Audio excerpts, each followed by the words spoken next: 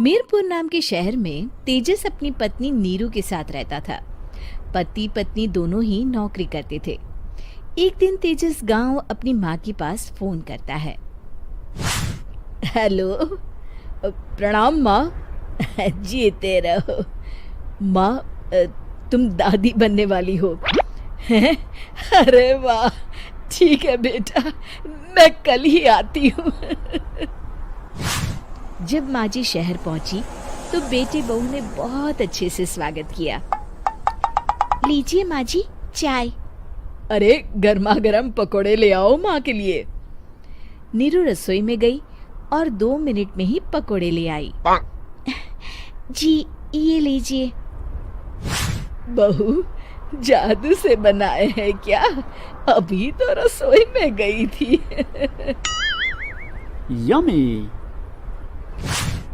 माँ जी, शीला रसोई में पकोड़े तल रही है, मैं बस लेकर आई। हे भगवान, मेरा धर्म भ्रष्ट कर दिया तूने। अब तो गंगा जल से शुद्धिकरण करना होगा। दूसरे दिन, माँ जी मैंने नाश्ता बना दिया है, ऑफिस जा रही हूँ।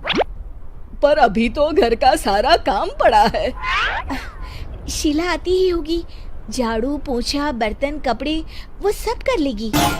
हमारे जमाने में घर का सारा काम हम ही करते थे। जी माँ जी, आप बहुत होशियार हैं, मैं घर ऑफिस दोनों नहीं संभाल पाती। तो जरूरत क्या है घर से बाहर जाकर चाकरी करने की? वैसे भी घर का काम खुद करने से घर में बरकत आती है, समझी? पर माँ जी। पर वर कुछ नहीं, इस महीने की पगार मिले फिर ऑफिस बंद। हाँ। रात को नीरू तेजस से कहती है, सुनिए जी, माँ जी बोल रही थी कि मैं नौकरी छोड़ दूं। वैसे ठीक ही तो है, अभी तुम्हें आराम की जरूरत है। फिर भी आराम कहाँ, शीला को छुड़ाने के लिए बोल रही थी। तो अब 24 घंटे में इतना काम तो कर ही सकती हो। पर जॉब पसंद है मुझे, घर पर मन नहीं लगेगा। अगले दिन जब दोनों ऑफिस के लिए निकल रहे थे, मेरी तो कोई कीमत ही नहीं है इस घर में। माँ जी, आजकल महंगाई बहुत है, रहन सहन भी बदल गया है, दोनों नौकरी करते हैं तभी ठीक रहता है। अच्छा, तू कहना क्या चाहती है? मेरा बेटा तुझे बिठा के खिला नहीं सकता? तू ही इस घर का खर्च चला रही है, हैं? नहीं माँ जी, मेरा वो मतलब नहीं था। मतलब खूब समझती हूँ, ये बाल धूप में सफेद नहीं किए मैंने। हाँ। अब तो ये रोज का काम हो गया था। तेजस भी रोज की झिकझिक से परेशान हो गया था। एक दिन उसने कहा, नीरू, वैसे भी तुम्हें मैटरनिटी लीव मिलने वाली है, तो अभी से ही छुट्टी ले लो। पर क्या, मेरी सैलरी अच्छी खासी है। आखिर नीरू ने रिजाइन कर दिया।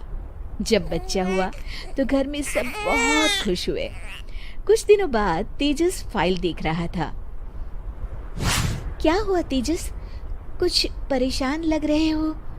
हाँ, वो हमारी जितनी सेविंग्स थी वो तो हॉस्पिटल में और छठी के फंक्शन में खत्म हो गई है नीरू।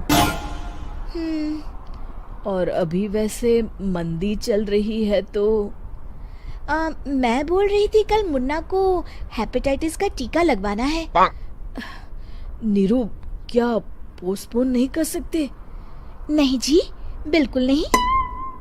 अब तेजस को समझ में आ रहा था कि उससे गलती हुई है। पैसों की कमी का असर घर के माहौल पर भी पड़ रहा था। अगले दिन, बेटा मेरा चश्मा और ये दवाइयाँ ले आना, पर्चा देते हुए माँ जी ने कहा। जी। तेजस, मुन्ना के लिए दूध का डिब्बा और डायपर भी ले आना, और ये किराने के सामान की लिस्ट है, इसे भी लाना है। तेजस गुस्से में लिस्ट मरोड़कर फेंकता है और चिल्लाता है, पैसे क्या पेड़ पर उगते हैं? ये ले आना, वो ले आना। अरे पर ये जरूरत का सामान ही है। वो गुस्से में बिना कुछ कहे ऑफिस चला गया। अरे लंच तो ले जाइए। नीरू दौड़कर डिब्बा पकड़ाती है एक दिन खाना खाने के बाद, नीरू, अब तो मुन्ना कुछ बड़ा हो गया, तो अब तुम वापस ज्वाइन कर लो ना जॉब। पर इस रिसेशन में जॉब मिलना बहुत मुश्किल है। ट्राई तो करो। फिर मुन्ना? माँ जी है ना, और एक फुल टाइम मेड भी लगा लेंगे। पर माँ जी, उन्हें तो पसंद नहीं। तभी माँ जी वहाँ आ जाती है और प्यार से नीरू के सर पर हाथ फेरते हुए बोलती है, अब मेरी समझ में आ गया बहू, पहले के और अब के समय में अंतर है। तुम काम शुरू करो, मुन्ना की जिम्मेदारी मेरी। मेरी प्यारी माँ जी। ये कहकर नीरू उनके गले लग गई। शिक्षा, परिवर्तन संसार का नियम है, हमें भी समय के साथ चलना चाहिए। उम्मीद है कि आपको हमारी ये कहानी पसंद आई होगी। कृपया हमारे चैनल को सब्सक्राइब करें और सभी अपडेट्स के लिए बेल आइकन जरूर क्लिक करें। और हाँ, वीडियो लाइक और शेयर करना मत भूलिएगा। Bye bye.